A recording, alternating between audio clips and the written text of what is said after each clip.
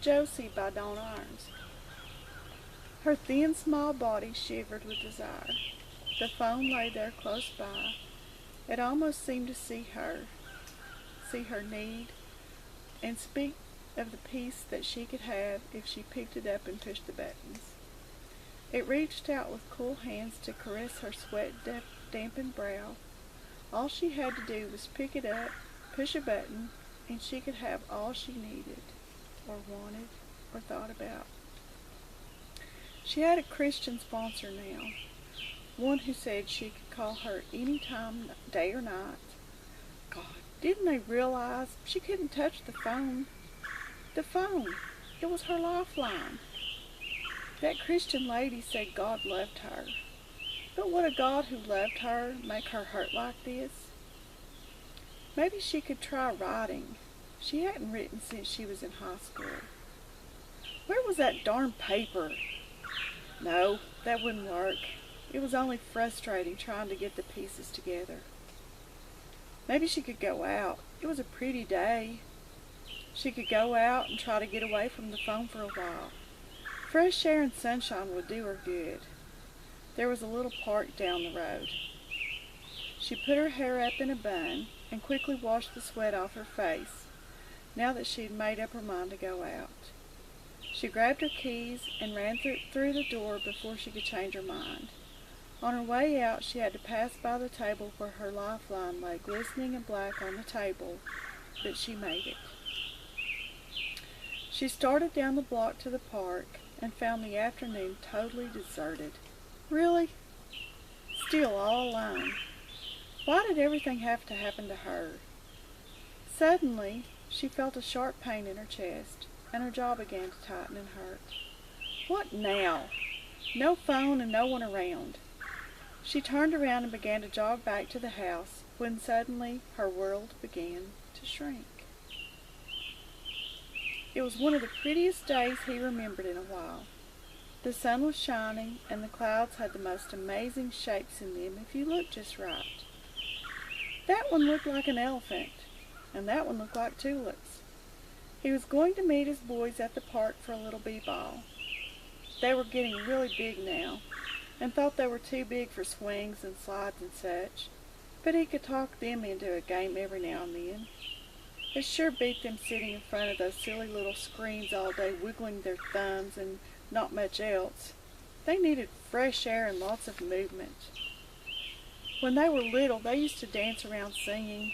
Oh, what was that song? Oh, yeah. I like to move it, move it. But that was then. Times had changed. That was when he saw her, the tiny little lump lying on the grass. He thought at first she was dead, but dead people don't sweat that much. He began by praying and asking God to take control of him, that he would do only what was right and good. Then he went for his silly little screen and called for help.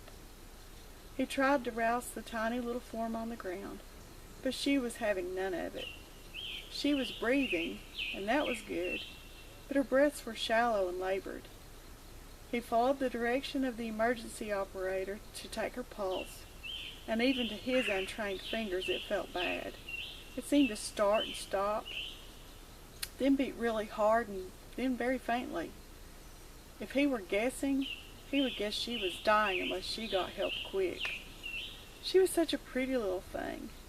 His father taught him to always carry a handkerchief in his pocket, and he used it now to wipe the sweat from her face to try to soothe her. That and pray was all he could do. He felt so helpless. He should have taken first aid class or something, but that might not even help this girl. Where was that ambulance? Didn't they know this girl was dying? And he didn't even know her name or anything. After what seemed like an eternity, he heard sirens, and then the ambulance finally arrived. They hooked her up to all kinds of wires and tubes. They put an oxygen mask on her face, and it looked so large on someone so small. They allowed him to ride along to the hospital with them because it was his call that possibly saved her life, and no one knew who she was. On the way, he called to postpone the game with the boys. They were very understanding, and said they would be praying for the girl also. It took almost a whole week for her to wake up enough to identify herself to them as Josie Long. During that time, he hardly left her side. It took almost another week for her to wake up enough for him to introduce himself to her as Alan Jeffers. Once Josie got good and aware of herself, she had Alan call Lydia her sponsor. When Alan came back to the room after talking to Lydia, he told Josie that Lydia had been beside herself with worry when she couldn't find her, and it had been over 2 weeks. Later that night, Lydia came bursting into the room with the biggest bunch of flowers Josie had ever seen. Not only that, but Lydia couldn't ever remember anyone seeming to care that much about her. Lydia seemed to glow and laugh and cry at the same time. She seemed really happy that Josie was alive and on the mend. She also brought Josie a Bible and a funny book called a devotional. Josie had never heard of that before.